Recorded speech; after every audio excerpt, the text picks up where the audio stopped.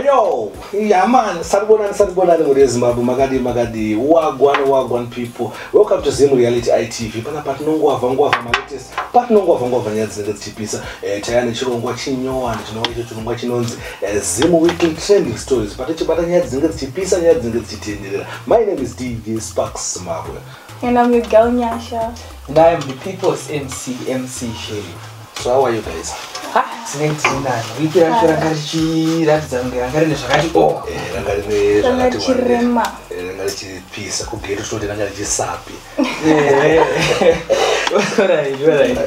might waste time here. Let us get to regular programming.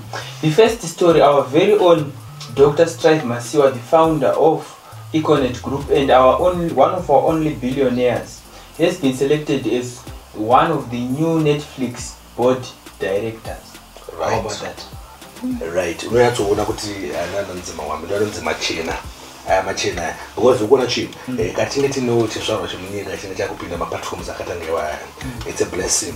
Wozitona kuzunguona dafu achibudikira pa platform. Unaona chi kana konyete kana DRC achibudikira pa Netflix. Saka zvinhu zvakanaka zvandaona zvangu inini panyaya Masiwa. Zvihombe vakagona vakatiburira chinyowani vamasiwa vanyazotiratidza kuti haiwa muhombe ngweri.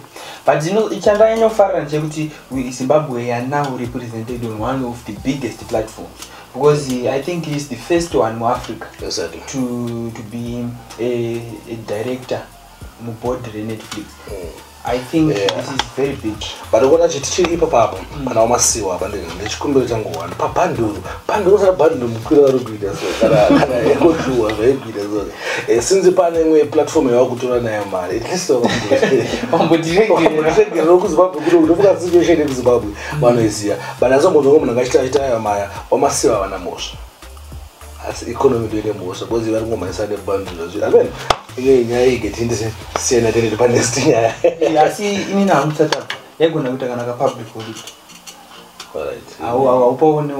This is a big achievement. It's for the whole country, for the whole of Africa. Exactly. So I think if I found out to work a public holiday, the must wave and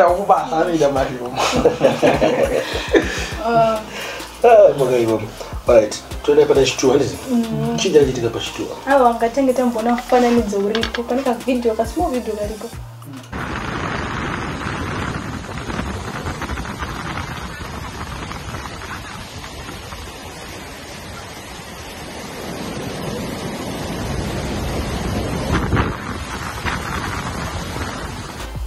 Man, leo ndo kutamba ne upenye. Izo hapana zikaite kwenda panonzi pa Devil's Pool pepe.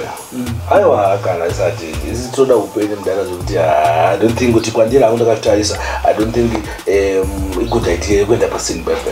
Zinosimuka mhepo mdana pata kuda. Classics chingokura kati mungofunga kuti pane mbone varungu chete ngonda kune varungu chingoonera kure sisava. One of the mungoro womabhara, but speaking on behalf of the Zimbabweans who are not, you are fearless. You say because risk is the spice of life. And it's right. Saka tunotambo for once in a while umbono dive kumbozama asukadona unofati baba trick dzinosimuka mhepo azvidi pene munhu akuti kutsvagura kuuraya sei ari pakuona economy yakadai.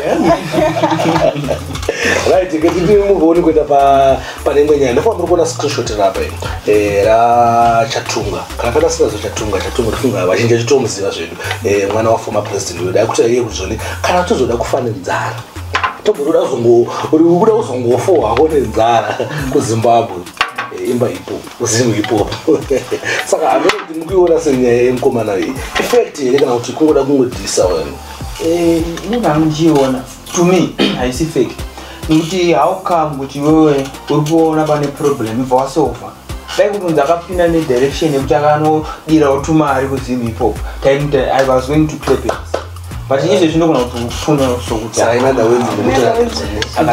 akadhakwa because ari kubudisa maloophole zvinhu zvekuti tofanira kusolva tiri munyika hasi zvinhu zvekuti tinofanira kuti nyika iyi continent yese izive because number one isocialite ndopaya patinozita campaign yekumubvisa pausocialite asi tiri kuti asida kumubvisa ngaangochinja maitiro.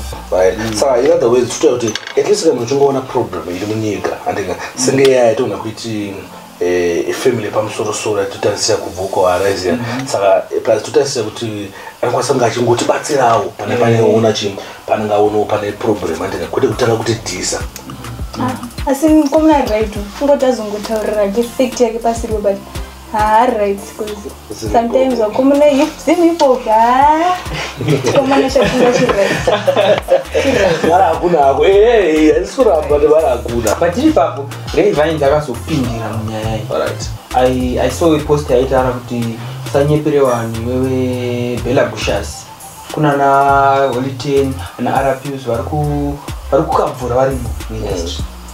ndizvo pasi ndazona munhu angachita ruduzoni ndipo ndeferevance kuti achita ruduzoni pane pamwe pokuti unonyatsoona kuti Sundance Awards akadhako pane Zim Hip Hop Awards chaka zvema-awards zvishuwawo asi uri papoka kumazim Hip Hop Awards kunoridzwa Sundance udukunaka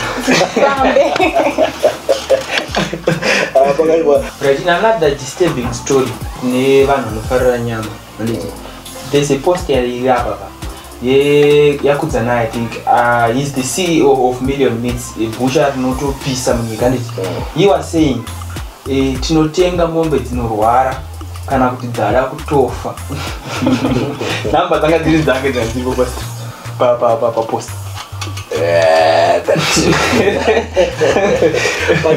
kuona choitika chii maigona ndezvishuwa ayekwa like zvanga chitotaura kuti amaenda kayekwa but munhu anogona kuzvitaurira futi kuti aone mbiri botonga vanoda kutrenda shamari anokunyepera tina umwe vanhu atisingatarisi kunge vachiposta zvavanoposta tichiona kuti akavenga muna mwari azviposta zvakadai weziva but hatizviitira kuti angotrende saka hatizvanoshamisike kuti akanzoti mukomana yaita se aita nyaya idzi kuti timbotaura nezvake handimona zvichitotaura nezvake saka hatitozive zvedu apeunyasha ukunzwawo sei nyaya yamukoma mukoma edu anyama ndo zviri kunzi dzakachipa right saka vari right because inando neproblem chero chizongoikanda pabraki uchitongofamba nyama izonge chizogocha munhu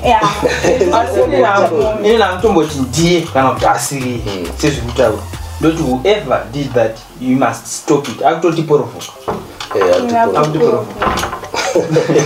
zvoitika mane zvezvozvomusa kura business yemunhu saona munyatoita zvizobude zvakanaka. Alright, let's move on kune imwe nyaya yaitenderera futi yakabuda this week inova iyo song nyowani video nyowani namukoma chapreza inonzi kuprovoka. It's a big one. Ndikona tatobatira title takutoishandisa mumastreets yakura. Saka imwe mungona sei it's a song from Bonra makaitana. Song bovozi ndekugochesa huku kai. But according to me, I'm a fan of the song. I see it was meaningless. Japanese I don't hear money deep lyrical content. But akataura kuti indaume mbosi namusoro boza warongopa zina musoro wachichawo zvitofaya. Asi problem notika ndekuti kana wakambotanga nekuita zvinhu zvine musoro ndopaipa ngozotaura kuti vamwe vana men of God vanozoposta zvinhu zvisina basi. Topata kuti Japanese akatanga lyrical content tikata samasonga akanyangwa tinototamba ana mkwasha anani they have a meaning. Exactly. Tinofana kungoenda tena tu vanoda kudzidza pasiri vanoda zvaunodza kuskuru kuda kudzidzira masong so just continue the cycle. Asi it's a good song. Singatingogocha nyama cheta atingogoche chigosha kutamba zvakawanda ndasiyana ndizvozvo saka rekaitita setinde pa next story yakamira sei pane musikana wemaskets aya yakatrenda pamaroro takazongomona pese angozara pasocial media akatikati ndevapikwa ava takatozoona kuti Madam Boss vakazopindira vakabvaisa ruoko rwavo vakabatira chisikana Primrose takazoona Primrose apfeka rimwe rewhite so asi inini hangu I think ana Primrose vaida kuedza internet because it was really zvinhu zvakaoma. That's number one. You should never forget zvinhu zvakaoma. Asi wana level racho munhu unga mapicha maona angari pa screen level racho rangwazorowa manje wana masina acho kupenya manje sometimes tinotenda internet then people come back it has with majebo rachitavengo but same time ngatisayedzana because ndoda kubvisana pana mwari zvina basa they were mapfekero anga wakaita uniform Madam Boss, thank you so much. Ini angu panya ichi ndokwanisa kutaja kuti ndangotenda Madam Boss.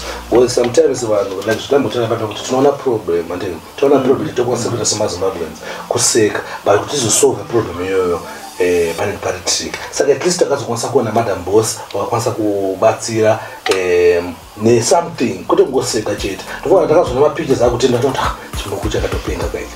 Kudara ndiro smart so. Right, ndofunga nyaya dzakati nadzo this week dzakawandisa ndichamba chikokupa ichi nyaya dzakawandisa but asitasiya dzimwe nyaya dzakaita semakeni ndikumakona makeni emazuva anoda kuuya pane nyaya dzakasiyana siyana dzakaita sawingidi yakarisa masingles ake manyowani tofa wingidi anenge video futi achi anozomenjena vanchoga unfortunately ndopatagumira nhasi. It was a really interesting discussion. Don't forget to like, share and subscribe to Zimrati ITV. I think that's all. Tusangana next week same time.